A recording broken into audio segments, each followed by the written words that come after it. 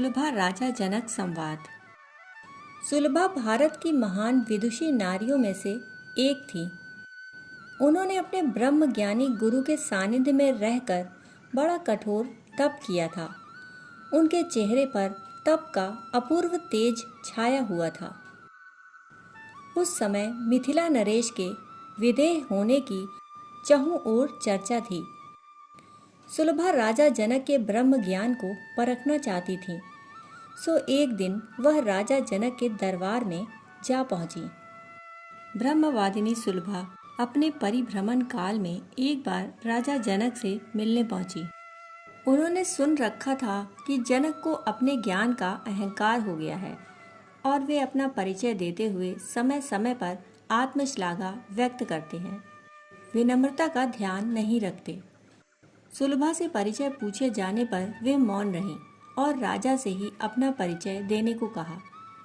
जब कथन पूरा हो गया तो सुलभा ने अपना सामान्य परिचय देते हुए कहा, लक्ष्य की एकता और गुण संपदा से परिपूर्ण अपने योग्य वर न मिलने पर उन्होंने सदा ब्रह्मचारिणी रहने का व्रत लिया है और सदा धर्मोपदेश के लिए परिभ्रमण करती रहती हैं।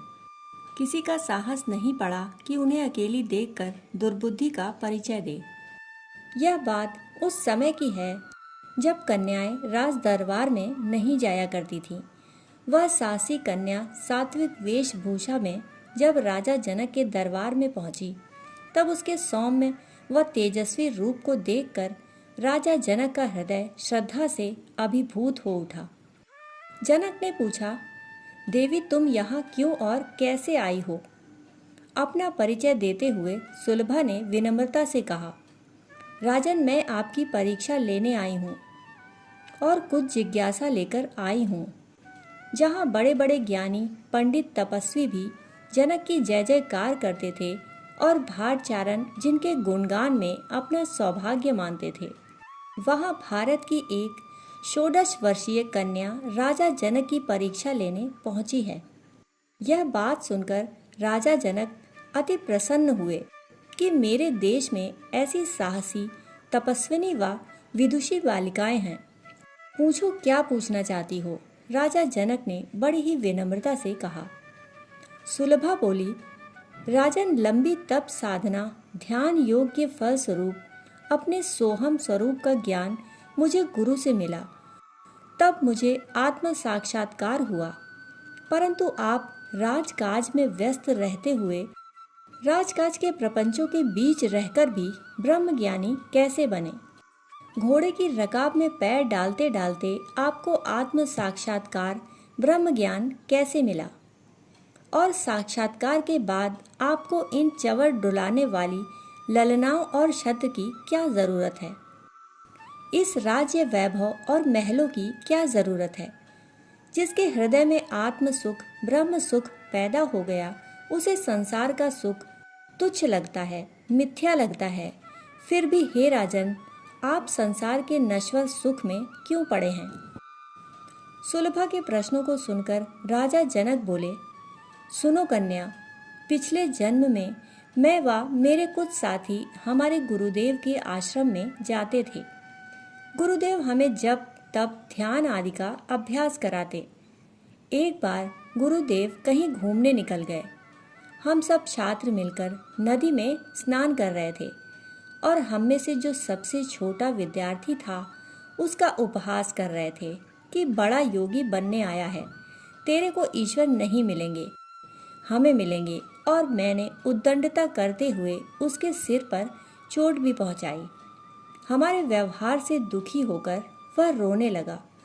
तभी गुरुदेव पधारे और यह देखकर बहुत नाराज हुए और बोले, जब तक इस नन्हे बालक को ईश्वर की अनुभूति नहीं होगी तब तक तुझको भी नहीं होगी, और जब होगी तब इसी नन्हे बालक की कृपा से होगी।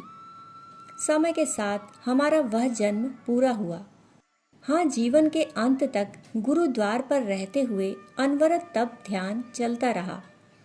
उस साधनादि के प्रभाव से इस जन्म में मैं राजा बना और वह नन्हा सा विद्यार्थी अष्टावक्र मुनि बना। अष्टावक्र मुनि को माता के गर्भ में ही परमात्मा का साक्षात्कार हो गया था। उन्हीं अष्टावक्र मुनि के चरणों में मैंने आत्मज्ञान की प्रार्थना की। तब वे बोले, शिष्य सत्पात्र हो और गुरु समर्थ हो तो घोड़े की रकाब में पैर डालते डालते भी ईश्वर का साक्षात्कार हो सकता है। डाल रकाब में पैर। मैंने रकाब में पैर डाला तो वे बोले, तुझे ईश्वर के दर्शन करने हैं, लेकिन तू मुझे क्या मानता है? आपको मैं गुरु नहीं सद्गुरु मानता हूँ। अच्छा, सद्गुरु मानता है तो ला दक्षिणा। गुरुजी, तन मन धन अब सब आपका है, मैंने कहा और पैर उठाने लगा तो वे बोल उठे, जनक तेरा तन मेरा हो गया तो फिर मेरी आज्ञा के बिना पैर क्यों उठा रहा है? मैं सोचने लगा तो वे बोले, तेरा मन भी मेरा हो चुका है तो अब इसका उपयोग मत कर। फिर मेरा मन शांत हो गया। फिर बुद्धि से विचारने लगा तो वे फिर बोले, जनक छोड़ अब सोचना। गुरुदेव ने थोड़ी देर शांत होकर कृपा बरसाई और मुझे आत्म तत्व का साक्षात्कार हो गया। अब मुझे तो यह संसार स्वप्न जैसा ही लगता है और चैतन्य रूप आत्मा ही अपनी लगती है। दुख के समय मैं ना तो दुखी होता हूँ और ना ही सुख के समय सुखी। अब मैं मुक्त निर्द्वंद हूँ, स्वतंत्र हूँ और मुक्तात्मा होकर ही राज्य करता हूँ। मैं राज्य में हूँ पर राज्य मेरे भीतर नहीं। सुलभा, तुम्हारा दूसरा प्रश्न था कि ब्रह्म का आनंद मिल रहा है तो फिर आप राजगद्दी का आनंद क्यों ले रहे हैं? मेरे गुरुदेव ने कहा था, सदाचारी व्यक्ति अगर राजगद्दी से हट जाएंगे तो स्वार्थी, सत्ता लोलुप और भ्रष्ट लोगों का प्रभाव बढ़ जाएगा। ब्रह्म ज्ञानी यदि राज्य करेंगे तो प्रजा में भी ब्रह्म ज्ञान का प्रसार होगा। सुलभा, ये चंवर और छत्र राजपद का है, इसलिए इस राज परिधान का उपयोग करके मैं अच्छी तरह से राज्य करता हूँ और राजकाज से निपटकर रोज आत्म ध्यान करता हूँ। सुलभा के हर प्रश्न का उत्तर राजा जनक ने दे दिया, जिससे सुलभा का हृदय प्रसन्न हुआ, उसकी जिज्ञासा शांत हुई। राजा जनक भी उसके प्रश्नों से प्रसन्न हुए। उन्होंने कहा, सुलभा, मुझे भी तुम्हारा पूजन कर लेने दो। तब राजा जनक ने सुलभा का पूजन किया। यह पूजन वास्तव में उसके आत्मज्ञान का, ब्रह्म ज्ञान का, तप से अर्जित ओजस, तेजस और वर्चस्व का था। सचमुच जो आत्मज्ञानी है वह न सिर्फ आध्यात्मिक जगत बल्कि भौतिक जगत में भी उन्नति के शिखर पर पहुंच ही जाता है। देह में रहते हुए भी विदेह बन जाता है। महाभारत शांति पर्व में जनक सुलभा संवाद बहुत ही विस्तार से दिया गया है।